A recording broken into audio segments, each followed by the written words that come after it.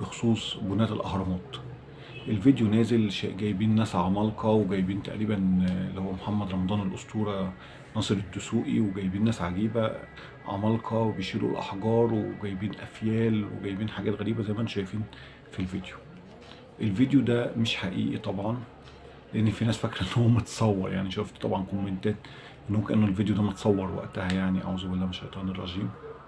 لا، الفيديو ده طبعا أكيد معمول بالذكاء الاصطناعي. الفيديو ده مش حقيقي. الفيديو ده مضر لينا ليه، او هو مش حلو لينا ليه؟ اول حاجه، اللي بنى الاهرامات عمال بناة الاهرامات موجوده المقابر بتاعتهم جنب الاهرامات. الجسامين بتاعتهم احجام زينا. الفراعنه نفسهم، لو انتوا يعني الناس ما تعرفش، ممكن تروحوا المتحف المصري هتلاقوا جسامين الاخناتون واحمس وتحتمس ورمسيس، اجسامهم نفس احجامنا او اطول سنه. فاللي انت تجيب لي ناس عمالقه، اللي انت عايز تنفي عني شرف اللي انا عملت انجاز حضاري بالصوره دي. عايز تقول لا ان المصريين مش قادرين يعملوا كان انجاز حضاري؟ لا، اللي بنى الاهرامات هم المصريين اللي هم اجدادهم. اتبنى ازاي شالوا احجار من شالوا عن طريق المراكب ومش عارف ايه، بس احنا ما نعرفش ازاي اتبنت الاهرامات، والعلم لسه ما وصلش ازاي اتبنت الاهرامات.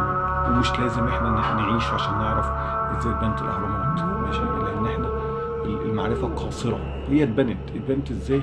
نظريات كتير بقى، واتبنت بتفريغ الهواء، واتبنت من تحت لفوق. ان هي الاهرامات كانوا حاطين رمال مغطينها، وبعد كده يشيلوا الرمله ويحطوا حجاره تحتيها. نظريات لا تعد ولا تحصى. بس الانجاز اللي احنا اللي بنينا الاهرامات. المصريين هم اللي بنوا الاهرامات. بنوا الاهرامات مش بمساعده اي طائفه، او مساعده اي عنصر غير مصري، او مساعده فضائيين زي في افلام اجنبي تقول لك اللي بنى الاهرامات نزل فضائيين بنوها.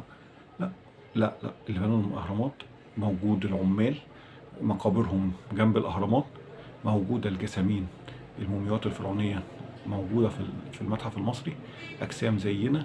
كان عندهم درجه من درجات الانضباط والرغبه في البقاء، ان هم يبنوا اثر يشيد بانجازهم وبحضارتهم.